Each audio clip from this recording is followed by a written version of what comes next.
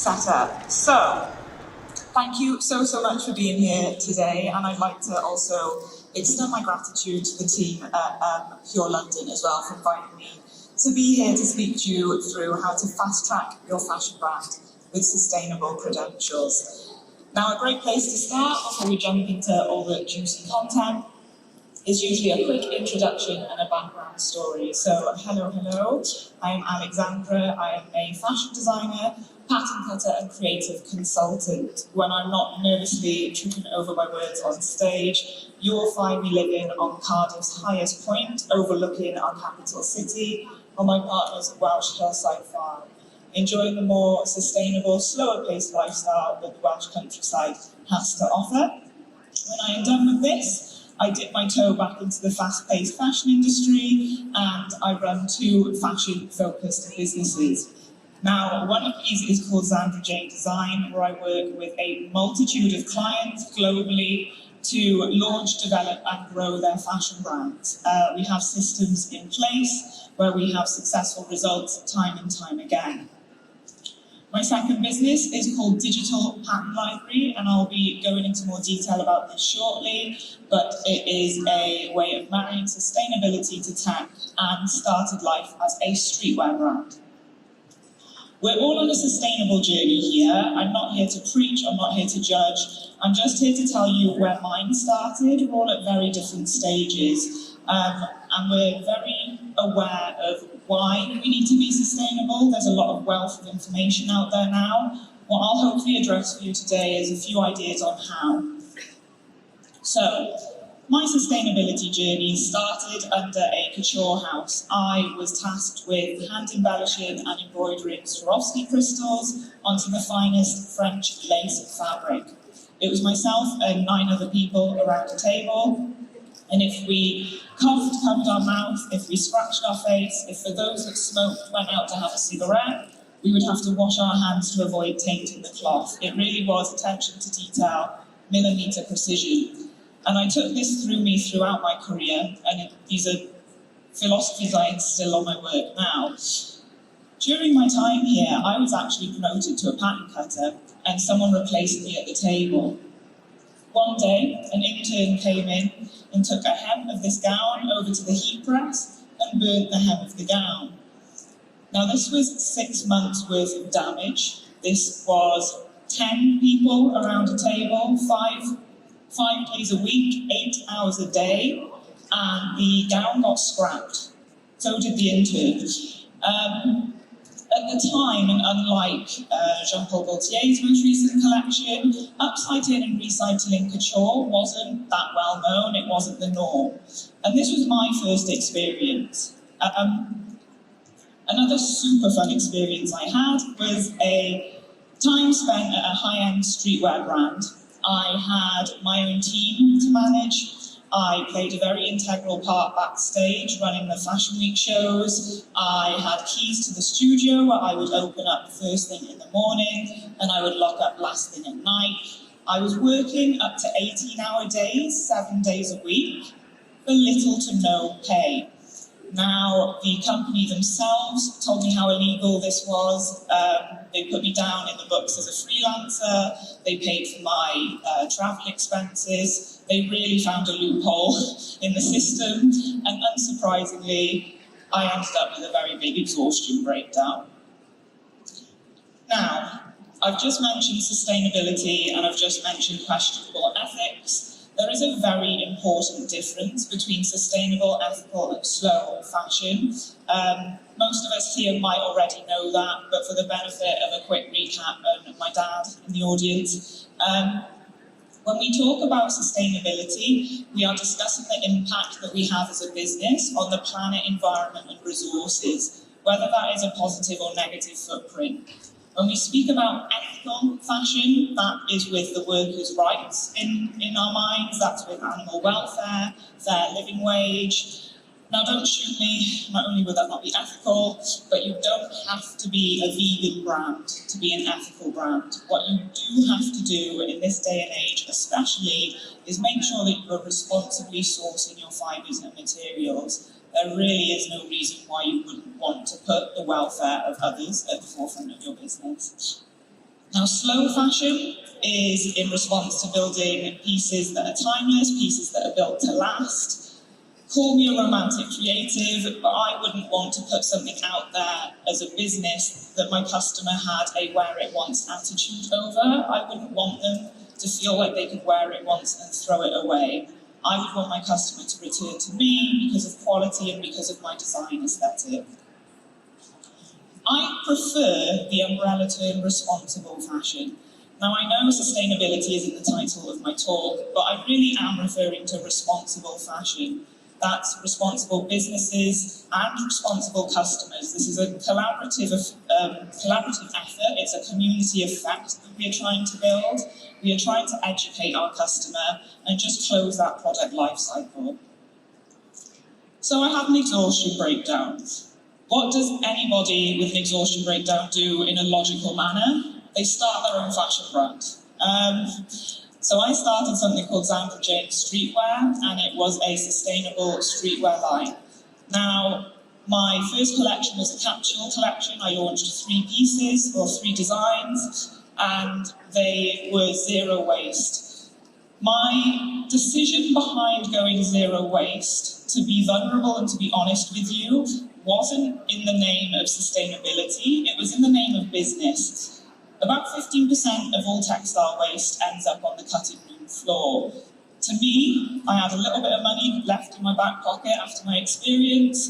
That was my money. I didn't want 15% of my profits to be on the cutting room floor. I really wanted to maximise my margins. Another thing I did was I made sure that it was gender neutral. Now, there are fantastic conversations happening right now around this topic, and they need to happen. But again, my decision was actually a business one. I wanted to maximise my audience. I wanted to sell to as many people as possible. These are quite naive decisions I made at the time, but I actually went on to garner quite a lot of award recognition. And one of the reasons behind that was our USP, which were our journey cards. Now, if you're familiar with Fashion Revolution, you might know the strapline, "Do you know the hands that made your clothes?" That is exactly what our journey cards were designed to tackle. They were essentially swing tickets that were given to each unique garment, and they detailed that garment's process from concept through to creation. We had me named on there as the designer. I, through my own experiences of ethics and questionable ethics, named my interns. I wanted to give credit where credit was due. So I had the names of my interns who cut the yarn for the custom knitting. I had the name of my cottage production freelancer who hand knitted each piece. I really went Sherlock on my supply chain. And unsurprisingly, I was also met with a lot of walls. I wanted to go as far as knowing the name of the farmer who had grown the crop to make the textile, the name of the person who had spun the textile. And I just kept hitting wall after wall, and some of these questions couldn't be answered. So what started as a USP actually became mistake number 1. Because when your brand grows and scales, and trust me guys, there is such a problem as too many sales if you're not prepared. If I found it hard to stay on top of my supply chain in the early days, this problem only ever amplified the more my business grew. And it really, really did become a bit of a struggle further down the line. Now, my second mistake came in my 3rd collection, where I launched a jogger that was made out of viscose. Now, don't gasp, some of you might know, but viscose is a textile that is actually derived from a plant. That sounds nice and rosy on the surface, and that's what I thought as well. But by the time I was on collection number 3, and I had started to gain traction, and I had a very loyal customer following, and I really had built quite an eco-warrior tribe in our own right, they did not vibe well with viscose. They educated me on the fact that it actually takes very intense chemical processing to make the end textile and the final product, and this understandably didn't vibe too well with them. But instead of allowing this to become mistake number 2, what I actually did was I lowered my communication barriers and I opened up the floor for conversation. I allowed them to tell me why that didn't vibe well with them. I sure as hell didn't use viscose further down the line. But more importantly, I took that opportunity to educate them on what it was to be a business. Now, I have many clients come to me who want to donate 5, 10, 15% of their profits to a chosen charity. Very admirable, and something that you should certainly aspire to if that's what you want to do. But to be perfect out of the gate is quite a hard thing to achieve, and unless you have those foundations in place, especially in terms of cash flow, you can't always achieve the level of good you want to do without ensuring your foundations are there. And so for me, making sure that they were a zero waste jogger kind of balanced out the viscose debate. However, I certainly learned from this as we moved on. This actually developed the know, like, and trust factor between me and my customer, because I allowed myself to be vulnerable and I allowed myself to educate them on where I was at the stage in business. From that point onwards, never truly felt like I had made the connection with the journey card. I wanted to make sure my customer understood how absurd it was that a garment costs less than a cup of coffee when the level of work that goes into it is phenomenal. So I did something quite risky. I flipped my business model on its head and I started charging fast fashion prices for the same high-end luxury streetwear, but there was one catch. I wanted my customer to make it themselves. And so through this, Digital Pattern Library was born. And what it did was it surprised me and it surprised my customers, but all the sustainability barriers I felt I was facing with my streetwear brand were actually solved through this new business model. So my customer will receive a sewing pattern and an instruction booklet, and they will make the piece themselves. This abolishes any dead stock that I was once sat on. It is all digital. They simply order the piece and it goes straight to their inbox. This has drastically reduced my carbon footprint. No longer do we ship out ready-to-wear pieces through postal services. It's entirely online. We also have systems in place to save on paper, ink and toner. And so this has really reduced our carbon footprint. And it also tackles the 3-year lifespan of a garment. I don't want to stand here and spit statistics at you, but I think it's around that mark until someone grows bored of a garment, throws it out, no longer wears it as often as they used to.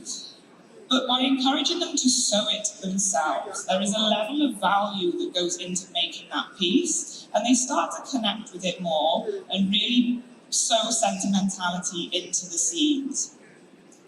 This can be seen in particular with our crease backpack. Now, for those of you who've picked up on the accent, crease means shirt in Welsh, and that is exactly what these accessories are designed to be made out of. I originally sold these under my streetwear brand, and they were so popular, they flew off the shelves. But when I released them as a pattern for someone to make themselves, I was overwhelmed with the response. The carry handle you see at the top actually used to be the collar. What was once the button stand is now adjustable straps on the back. And we really do encourage our customer to keep all original features, or as many original features as they can. I have had people get in touch with me saying they used their granddad's shirt, who is no longer with them, and they gave it a new lease of life. And they've just taken to this sustainability idea of being able to refashion something in a way that's blown me away. Now, equipping my customer with the skills to essentially render me useless might sound like a bit of a backward step, but what it actually does is it puts me in the market as an industry expert, and it builds that know, like, and trust factor. It also invites them into my world where they become the designer. Sure, the blueprints are there, I mock up the designs, I create the designs, but they can ultimately choose the colour, they can ultimately choose their own textile, and it really just invites them into the world. Now, I want you to bear with me on this one because I'm going to spit out a bit of a fantasy. But is downloading your wardrobe in the literal sense really an impossible dream? At the moment, my customer essentially needs an office printer and they're good to go. But with advancements in 3D printing, I wouldn't be too surprised if, however far into the future, you can pop that dress into your e-commerce basket and have it printed out in time for pre-drinks.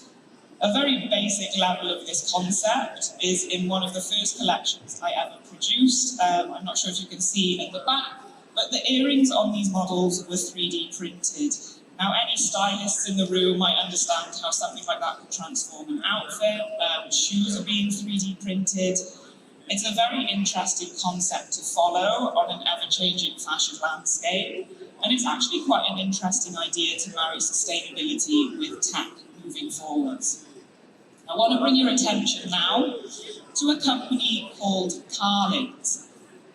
What Carlings do, if you type in www.digitalcollections.carlings.com, you are going to be greeted with an e-commerce storefront that is not too dissimilar to that of ASOS Topshop.